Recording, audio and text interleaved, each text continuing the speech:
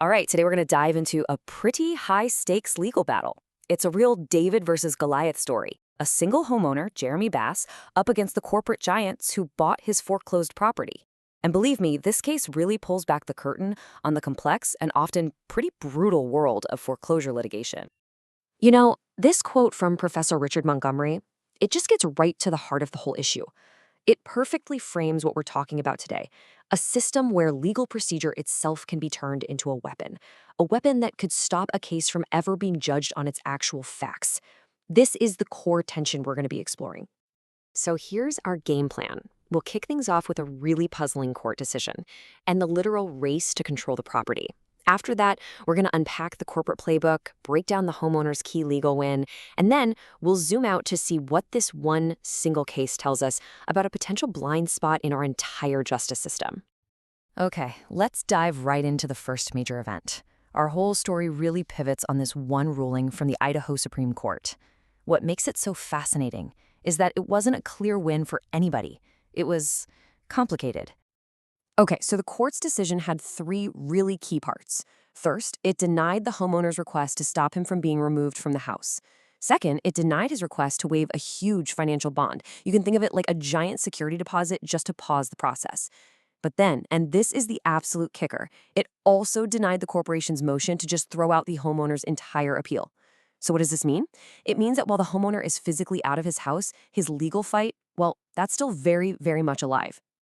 So this brings us to the next really critical phase, the actual race for possession. See, this isn't just a legal fight happening on paper. It's a physical struggle over who physically controls the property.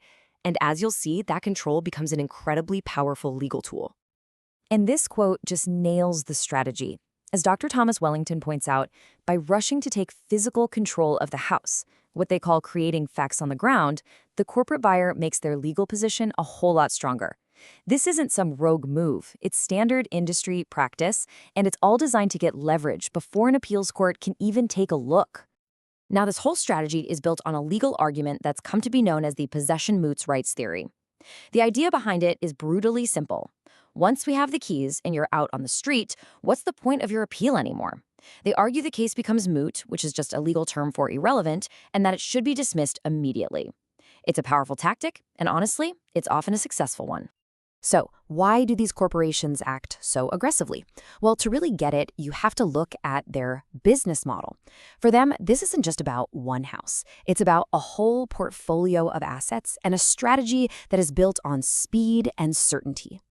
And that brings us to their playbook, what we're calling the acquisition certainty model. For these investments to actually make money, they have to buy a property, get a clean title, and then flip it or rent it out as fast as humanly possible. Any legal challenge, any kind of delay, well, that just introduces risk, and it cuts right into their profits. So all these aggressive legal tactics are really just a direct result of their economic model. And this model, it represents a whole new reality in the housing market. Just look at this chart.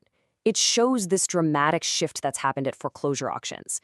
Since 2022, a whopping 70% of buyers are these big institutional purchasers.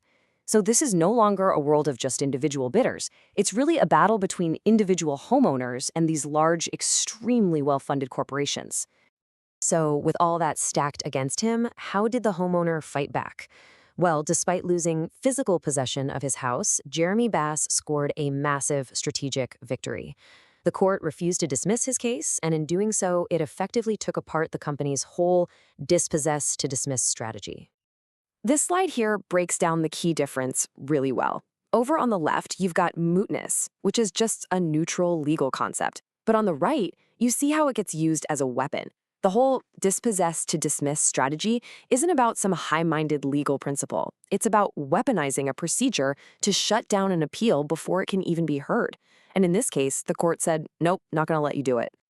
You know, by keeping the case alive, the court basically put the company's own arguments under a microscope. And wow, what a story their own paperwork tells.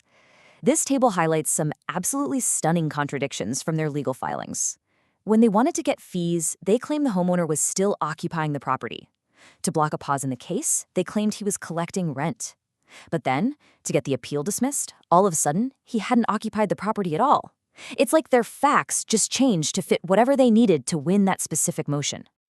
The legal battle also dug up this absolutely staggering number, 1 in 244 million. So what is that? Well, that's the statistical probability that the corporate entities involved could have won 12 consecutive auctions by pure chance. A number that astronomical, it strongly suggests that something other than just luck was at play, and it raises some really serious questions about potential bid rigging and the basic fairness of the auction process itself. Okay, so now let's zoom out a bit. This one individual case really shines a bright light on a potentially massive systemic issue, a kind of procedural blind spot that affects homeowners all across the country. Legal advocates have a name for this, the triple delay strategy. It's a three-step process. First, lenders delay any help until a foreclosure is basically unavoidable. Second, the new corporate owner rushes to take physical possession. And third, they immediately file to have any appeal the homeowner makes dismissed as moot. It's a procedural catch-22 that makes a homeowner's right to appeal almost impossible to actually use. And this chart just brilliantly illustrates the real-world impact of all this. According to the National Consumer Law Center, more than 11% of foreclosure cases have real, legitimate legal problems. But then look at that second bar, less than 1%. Less than 1% ever get a full review by an appeals court. The vast majority just get knocked out on procedural grounds like mootness, which means the actual facts of the case are never even heard.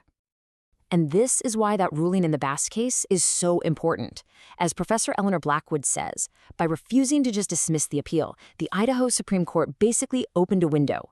It created judicial visibility into foreclosure practices that for years have been totally shielded from scrutiny inside this exact procedural blind spot. So all of this brings us to the fundamental question at the very heart of this case.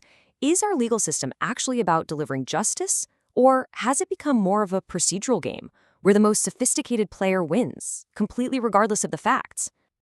And this slide lays out the two competing worldviews perfectly. From the homeowner's point of view, the system has to deliver real justice and protect their life savings from procedural games. But from the corporate perspective, the system has to be efficient and predictable. They argue that without these rapid foreclosures, the cost of borrowing money would go up for everyone. Both arguments have some weight, and the courts are caught right in the middle of it all. So, we'll leave you with this question to think about. The Bass case is still ongoing, but it forces us all to ask, when the rules of the game lead to an outcome that feels fundamentally unjust, has the system actually worked or has it failed? It's a question with no easy answer, but it gets to the very purpose of our justice system.